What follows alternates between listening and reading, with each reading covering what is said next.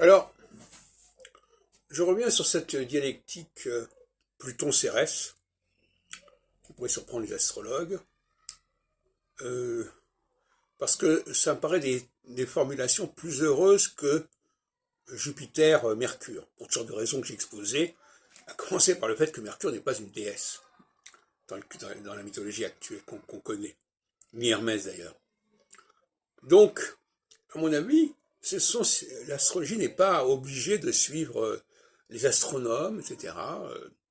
Les astronomes, ils ont le droit d'appeler les planètes comme ils l'entendent. Et nous, en astrologie, on a le droit d'utiliser des noms qui font sens.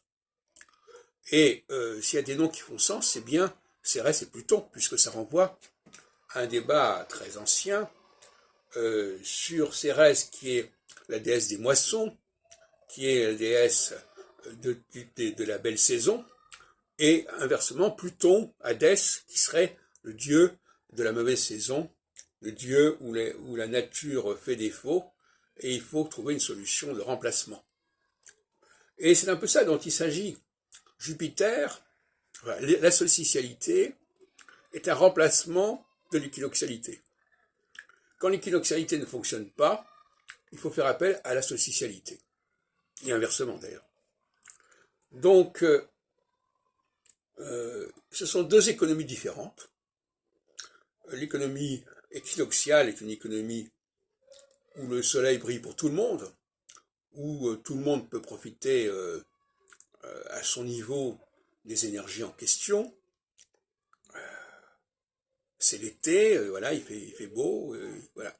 Et inversement, quand la saison s'arrête, quand on passe l'équinoxe, on peut dire, l'équinoxe d'automne, voilà, je sais que vous savez que j'ai défini ça autrement, mais enfin, disons que c'est un peu ça, eh bien là, il faut changer son fusil d'épaule, et par exemple,